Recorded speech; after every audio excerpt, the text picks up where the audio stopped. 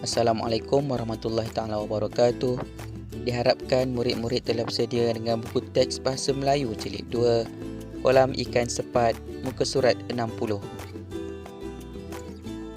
Ayat tunggal dan ayat majmuk. Apakah maksud ayat tunggal? Apakah pula maksud ayat majmuk? Ayat tunggal ialah ayat yang mempunyai satu subjek dan satu predikat. Baiklah murid-murid, inilah contoh ayat tunggal. Ayat ini mempunyai satu subjek dan satu predikat. Contoh ayat tunggal. Kuda itu melompat. Lampu itu rosak. Rania membaca buku. Abah saya tentera udara. Malik pergi ke perpustakaan. Seterusnya ialah ayat majmuk. Ayat majmuk ialah ayat yang mengandungi lebih daripada satu subjek atau predikat yang digabungkan dengan kata hubung. Contoh kata hubung ialah dan, yang, untuk, kerana, bahawa, lalu, sambil, dengan.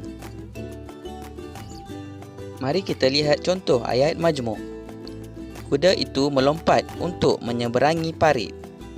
Lampu itu rosak dan perlu diganti. Rania sedang membaca buku sambil mendengar radio. Abah saya tentera udara yang bertugas di Sabah. Malik pergi ke perpustakaan kerana ingin meminjam buku.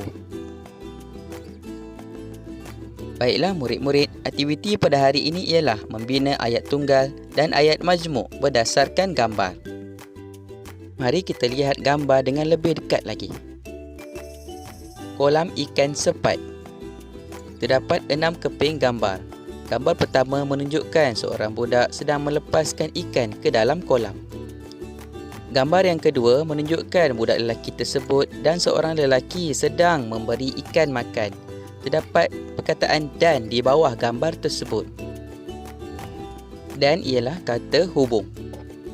Sebelum kita melihat gambar yang seterusnya, mari kita lihat contoh ayat yang telah diberikan untuk gambar pertama dan kedua. Kok Bun melepaskan ikan sepat ke dalam kolam. Tahukah kamu apakah jenis ayat ini? Ya, ini ialah ayat tunggal. Mari kita lihat contoh ayat kedua. Gambar kedua mengandungi perkataan dan. Jadi, ayat yang dibina mestilah ayat majmuk.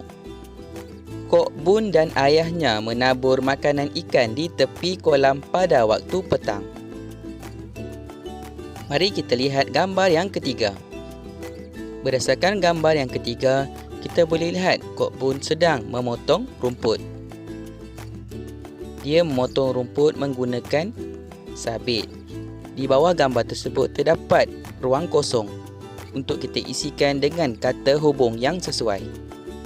Apakah kata hubung tersebut? Dapatkah murid-murid fikirkan bersama? Kata hubung yang sesuai ialah dengan. Contoh ayatnya pula ialah Kok Bun sedang memotong rumput di tepi kolam dengan menggunakan sabit. Mari kita lihat gambar yang keempat. Gambar keempat mengandungi perkataan kata hubung lalu.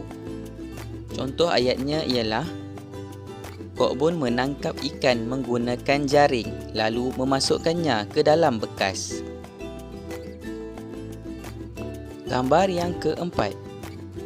Apakah kata hubung yang sesuai untuk gambar ini? Kata hubung yang sesuai untuk gambar ini ialah kerana. Contoh ayatnya pula, Kok Bun menimbang ikan kerana hendak menjualnya kepada peraih. Baiklah murid-murid, ini adalah gambar yang terakhir. Kata hubung yang diberikan ialah untuk.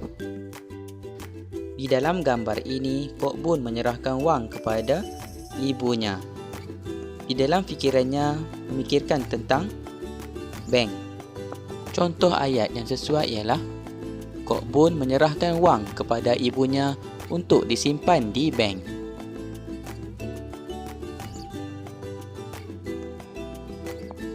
Untuk latihan tambahan hari ini, murid diminta membina 3 ayat tunggal dan 3 ayat majmuk berdasarkan aktiviti anda di rumah. Tulis di dalam buku BM1.